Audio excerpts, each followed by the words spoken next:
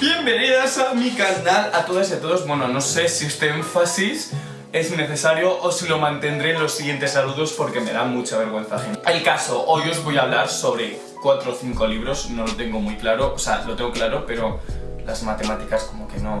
Que os voy a hablar de unos cuantos libros que nos hacen mejores personas, pero no nos hacen mejores personas en el sentido de 5 puntos para alcanzar la felicidad.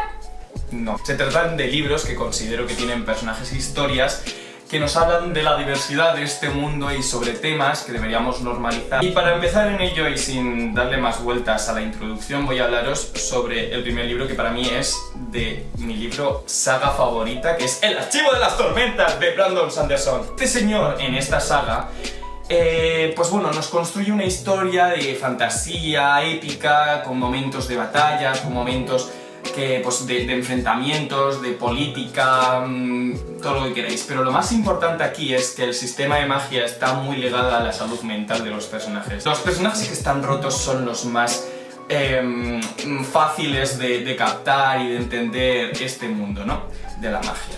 Y el caso es que estos personajes tienen tanto depresión, pueden tener trastorno de identidad, hay todo el aspecto de enfermedades mentales están aquí y están súper bien representados. Y lo mejor de todo es que no nos presenta una visión como pueden ser ficciones como la serie de Euphoria, que nos presentan unos personajes rotos y que realmente no nos enseñan cómo consiguen salir de ese agujero negro, sino cómo se están metiendo y cómo profundizan. Sí, nos pueden enseñar que al final pueden tener un final feliz y tal, pero nunca nos llegan a enseñar cómo consiguen salir de ese agujero negro. Y yo creo que ese es uno de los principales problemas de la ficción actual. Pues bueno, Brandon Sanderson sí que lo hace a través de estos personajes que nos enseñan cómo es ese hundimiento hacia la depresión, hacia la ansiedad, entre la confusión entre identidades, pero lo más importante es cómo consiguen salir de ahí. Vale, el siguiente también va a ser un poco por el estilo de fantasía, ciencia ficción. Este es más ciencia ficción.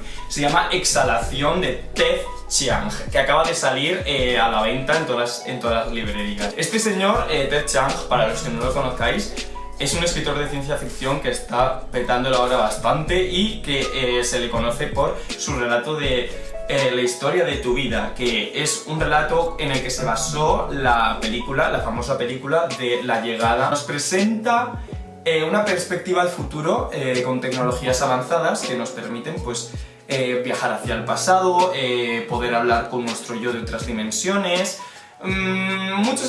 por ejemplo, también juegos que, por ejemplo, una maquinita que predice nuestros movimientos, cosas así que en series como Black Mirror nos presentan cómo el personaje va a morir de las peores formas imaginables o va a cometer los peores errores de la historia. Bueno, pues este señor nos presenta una visión más optimista del futuro, que se agradece. Sobre todo se centra en el libre albedrío y de cómo los seres humanos podemos salir de estos conflictos éticos que posiblemente nos enfrentemos de forma positiva a través del libre albedrío y a través del amor, que suena muy típico lo del amor, pero me parece muy interesante cómo lo plantean esta serie de relatos, de verdad. Os lo recomiendo muchísimo. Además, a personas que no os gusta la ciencia ficción o que no tenéis mucha experiencia, este libro, estos relatos, son muy buenos para introduciros en este mundo, de verdad. Os lo recomiendo 100%, me lo terminé anoche y te deja, pues,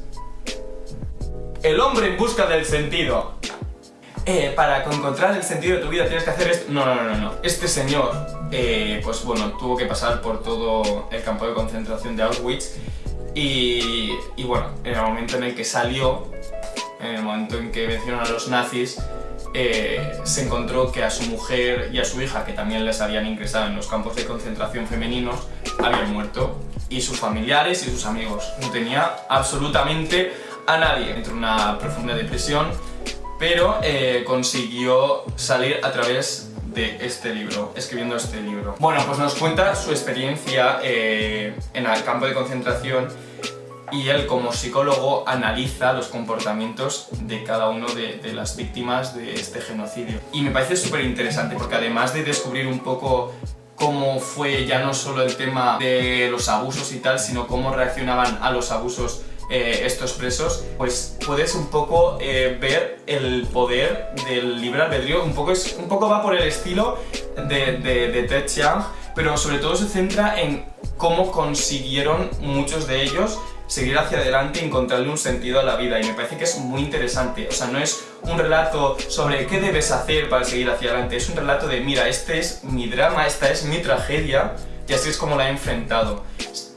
Pero sin quitar pelos a la dureza del asunto. No es la vida es preciosa, la vida... No le quita pelos a ningún asunto, la dureza está ahí, pero aún así consigue encontrar un sentido en la vida, y me parece muy interesante cómo lo hace. Yo lo recomiendo, que es muy cortito, son 130 páginas, poquitas, y si queréis leer algo breve y que os haga reflexionar, este es vuestro libro. Por último, os voy a hablar sobre otra autobiografía que se llama Una educación, de Tara Westover. Este libro yo creo que ha sido de los libros que más me han impactado este año, impactado emocionalmente. Lo he pasado verdaderamente mal. No lo tengo físicamente, pero me lo compré en el ebook y próximamente me lo voy a comprar en físico porque quiero tenerlo, porque es un libro que es imprescindible, es imprescindible. Bueno, esta novela nos cuenta la historia de la autora, que nació en el seno de una familia mormona, pero que era una familia mormona un poco radical. No le ingresaron como persona viva en Estados Unidos hasta que tuvo 10 años, o sea, no había ningún registro civil de ella. No le permitían ir a la escuela porque consideraban que era una influencia de Satanás y del gobierno comunista, y que realmente la educación estaba en el seno de sus padres, o sea, en su familia. Sobre todo lo importante de este libro es cómo reflexiona sobre este cambio de su educación con sus padres a entrar con 18 años, 17 años a la universidad. No tenía ni idea de qué era el Holocausto. Reflexiona sobre cómo esta educación que hubiera necesitado hubiera evitado muchísimos problemas mentales suyos, de sus hermanos, y un montón de abusos y violencia innecesaria. Bueno, esto es todo por hoy. O sea, no voy a haceros el vídeo muy largo porque, no sé, igual quiero llamar vuestra atención, y a lo mejor si me presento con un vídeo de 30 minutos no os vais a meter nadie. Si os ha gustado este contenido, que haré mucho más, pues bueno, suscribíos, seguidnos por nuestras redes sociales. Nos vemos en el siguiente vídeo.